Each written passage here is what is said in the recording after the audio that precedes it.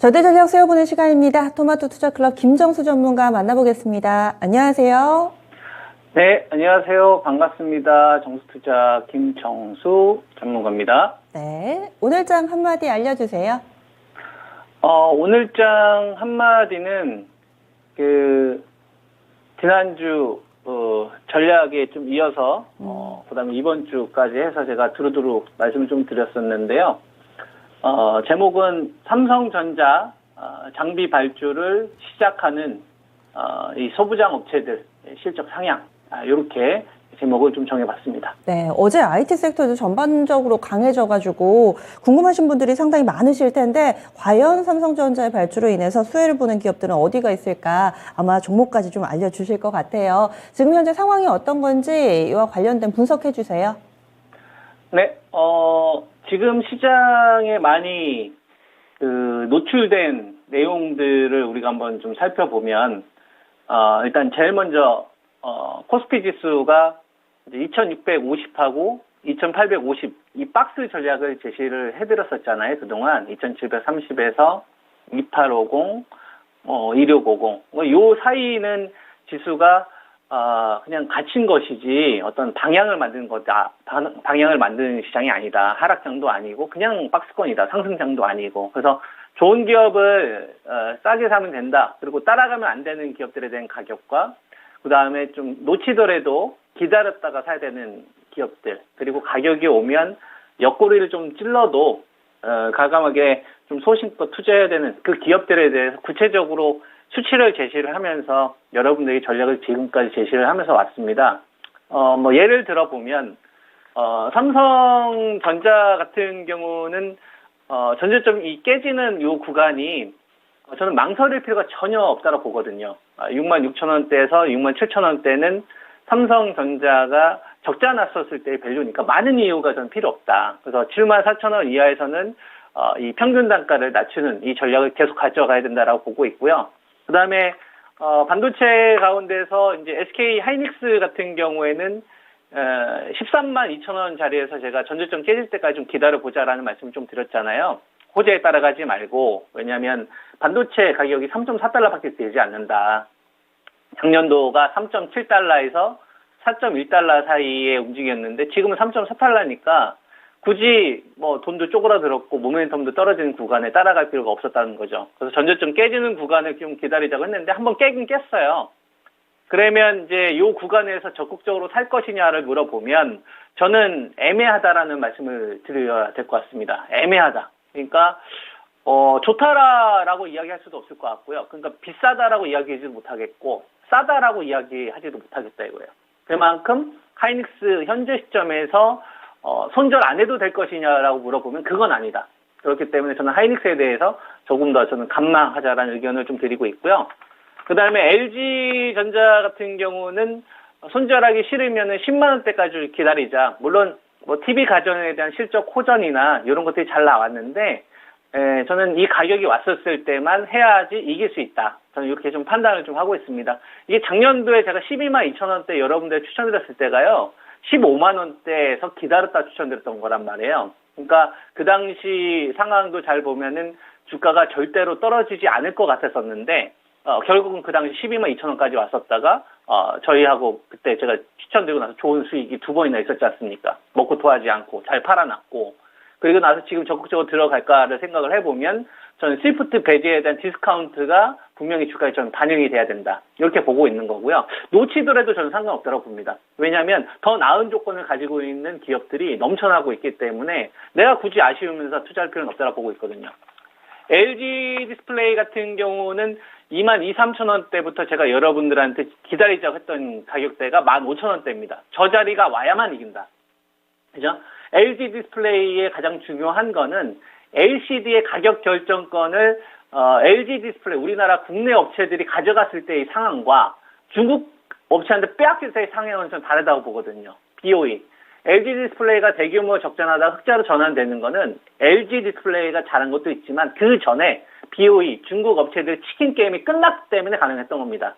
그러한 모멘텀이 사라졌다고 한다면 굳이 비싸게 저는 살 필요 없다라고 보는 거죠. 내가 주도하지 못한다면, 그죠? 주도하지 않는다면 2등에 대한 디스카운트를 반영하면서 가야 된다. 왜냐하면 35조의 시장, 코스피와 코스닥이 거래했던 이 35조의 시장이 15조, 17조로 쪼그라들었으니 불리하다 이겁니다. 유리한 게 뭐냐? 그래서 제가 여러분들에 추천을 드렸던 게 만약에 하이닉스가 우리가 원하는 만큼 조정이 안 나온다면 소부장을 노려라.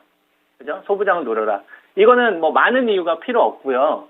그냥 장비 발주 시작됐잖아요. 그러면 된 거죠. 장비 발주로 먹고 사는 업체가 장비 발주가 시작이 되면은 지금 구간에서 똑같은 상황이라고 한다면 이쪽을 우선해야 되지 않겠습니까? 그죠? 원익 IPS하고 테스를 여러분들에게 추천을 좀 드렸었습니다. 소부장 관련된 업체 가운데서 작년도에는 그 유진테크 43,300원대 이하에서 이제 이기는 자료 이야기를 해드렸었는데, 이거를 우리가 이렇게 생각을 해보는 거죠. 2017년도에서 2020년도까지 상황을 보면, 원익 IPS는 디램하고 랜드로만 돈을 벌었던 기업이에요. 디램하고 랜드로만. 저 매출이, 원익 IPS는 디램하고 랜드로만 돈을 벌었던 기업이 있다 이거예요. 디램하고 랜드로만. 반도체 장비잖아요. 반도체 장비면 삼성전자가 얼마만큼 시설 투자를 하느냐에 따라서 수익이 결정이 되잖아요. 그러면 삼성전자 시설 투자를 하는데 납품하는 게 디램하고 랜드를 통해서 돈을 벌었다고요. 테라세미콘 합병했을 때가 2018년도 12월 달인데 사실상 거기서 큰 이익이 안 납니다. 그래서 원익 IPS가 방향을 돌린 게 파운드리죠. 요번에 삼성 평택 3공장 같은 경우 여러분들 착공되는 이게 뭐예요? 디램하고 랜드만 있는 게 아니에요. 파운드리도 있습니다. 그리고 텍사스 파운드리 들어가고요. 그러면 원익 IPS가 디램하고 랜드로만 돈을 벌었을 때와 지금은 디램도 돈을 벌고 랜드도 돈을 벌고 그 다음에 파운드리가 들어가면 이거 이기는 자리 아닙니까? 이게 훨씬 더 마음 편하다 이거죠. 그래서 제가 여러분들한테 38,000원대 요 이하에서는 이거는 뭐 옆구리를 찌르는 사람이 있어도 그 사람을 대신해서 시청자분들이 돈을 버셔라 이런 말씀을 드렸지 않습니까? 그죠? 그래서 원익 IPS 38,000원 이하에서 사신 분들은 저는 잘했다고 생각을 하고요. 그 다음에 테스 26,000원대가 오면 이긴다. 이런 말씀을 좀 드렸죠. 26,000원대에서 정확하게 반응을 합니다. 이게 그냥 우리가 뭐 기술적으로 접근할 수도 있겠지만 더 중요한 포인트를 전 잡아야 된다라고 생각을 합니다. 우리 반도체에 대한 이 낸드, 이거는 크게 이제 64단에서 그 다음에 96단으로 넘어왔고 그 다음에 이제 120단으로 가면서 그 이상을 가는 건데 현재 삼성전자도 그렇고 하이닉스도 그렇고 이 낸드의 주력은 128단입니다, 여러분. 128단이에요. 그러면 96단이 주력이었을 때보다 128단이 나왔었을 때는 똑같은 장비를 하게 되면 여기에 떨어진 마진이 더 높을 텐데 그러면은 96단이 주력이었을 때 벨룸이 이기는 거 아니에요? 그죠? 그러니까 26,000원대는 이기는 자리가 되는 거죠. 아무리 옆구리를 찔러도. 이런 식으로 소부장 관련된 업체로 작년도에 제가 여러분들에게 추천드렸었던 기업이 유진테크입니다. 그 당시 월덱스하고 유진테크, 그때 삼성전자 대한민국에 있는 사람들이 다 사야 된다 하면서 하이닉스와 같이 추천드렸을 때 중형주가 두 종목만 추천드렸었잖아요. 그때 43,000원. 아니 43,000원이 아니라 43,300원. 요때가 유진테크한테 CVD 장비에 ALD 장비를 처음으로 삼성전자한테 납품하기 시작했던 시점이거든요. 그러면은 이건 구조적으로 바뀌는 거잖아요. 그 자리가 지금 쉽게 안 깨지는 겁니다. 그냥 뭐 직전 저점에서 안 깨지는 게 아니라 기본적인 구조조정에 대한 이 과정 속에서 영업이익률을 좀 높일 수 있을 만한, 매출을 좀 높일 수 있을 만한 이런 비즈니스의 변화가 나온다면 그런 구간은 내가 이길 수 있다 이거죠. 이게 딱딱 이길 수 있는 자리에서만 공략하는 게 저는 훨씬 더 현명하지 않겠느냐. 그래서 소부장 관련된 업체와 관련돼서 제가 뭐 솔브레인도 추천드렸었고 한솔케미칼이라든가 그다음에 이제 동진 세미캠 이런 업체들이 있을 텐데 이쪽을 공략하시는 분들은 이거 좀 참고해서 전략에 활용하시면 좀 좋겠다 이런 말씀을 좀 드리겠고요. 그다음에 배터리 관련된 기업들은 목표치가 조금 더 남아있는 것도 있고 그다음에 약간의 좀 디스카운트가 좀 필요한 것도 있고 좀 따라가면 안 되는 기업들이 나눠집니다. 말 그대로 좀 종목 차별화가 저는 계속 나오고 있다라고 생각을 하는데요. 배터리 좋죠. 그죠? 폭락하는 구간에 정말 여러분들에게 많이 추천을 좀 들었었고 그리고 좋은 성과도 있었지 않습니까? 그렇다고 해서 우리가 배터리와 관련된 무한대의 사랑을 저는 보아서도 안 된다고 생각을 합니다. 싸게 사지 못했다면, 그죠? 폭락하는 구간에 사지 못했다고 한다면, 이때는 또 다시 기다리는 지혜가 저는 필요하다고 생각을 합니다. 그리고 그것이 기준이 세우면 또 이렇게 주위에서 이제 불나방 같은 내용들이 나온다고 하더라도 과감하게 지키는 거예요. 그래서 에너지 솔루션 42만 원 따라가면 안 되는 자리, 이 말씀을 좀 드렸었고, 그리고 시세가 가장 좀 강했던 첨부 같은 이런 전해질 업체 같은 경우도 제가 30만 7천 원, 이거 무너지는 순간 25만 7천 원까지는 기본적으로 열어놔야 된다는 말씀 좀 드렸잖아요. 이거 반드시 가격을 좀 체크하시고, 만약에 작년도에 LG 에코프로 BM이죠. 에코프로 BM처럼 돌발 악재가 나올 수 있잖아요.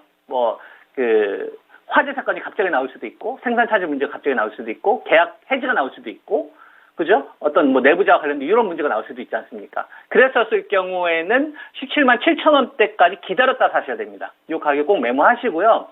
우리가 작년도에 삼성 SDI가 절대 안 올 것 같았는데 51만 원에서 53만 원이 왔었고, 이 가격대는 악재가 나와도 이기는 자리로 여러분들한테 말씀을 드렸을 때 키워드가 중대형 배터리 흑자 전환이었잖아요. 그때 이 하락했었을 때 그냥 하락하지 않았어요. 준비된 악재를 내보냈었지. 그래서 과도한 이격이 벌어진 업체들 같은 경우에는 여러분들께서 무모하게 베팅해서 한 방을 노리려고 하지 마시고, 내가 철저하게 이길 수 있는 가격대에서만 공략하는 거를 습관화하는 것이 어떻게 했느냐, 이런 말씀을 좀 드리겠고요. 그래서 이제 제가 게임주도 좀 여러분한테 많이 말씀을 좀 드리는데, 10만 원대 요 구간에서 따라가지 말고 이기고 싶으면은 6만 9천 원대까지 기다리셔라, 위메이드. 그러면 이런 가격대는 의미가 있는 자리예요. 제 밸류 계산에서 나온 자리이기 때문에. 그래서 이런 것들을 좀 활용을 하시면서 주식 투자 하시는 분들의 입장에서는 낙폭주들이 좀 반등 나오는 것과 그다음에 따라가면 안 되는 기업들에 대한 이런 어떤 밸런스를 좀 준비하시면서 전략을 세우시는 것이 저는 좀 좋지 않을까, 이런 말씀 좀 드릴 수 있을 것 같습니다. 네, 알겠습니다. 오늘은 IT 쪽, 반도체 쪽하고 2차전지 또 전문가님의 이런 의견 들어볼 수 있었네요. 그러면 금요일에 다시 뵙겠습니다. 고맙습니다.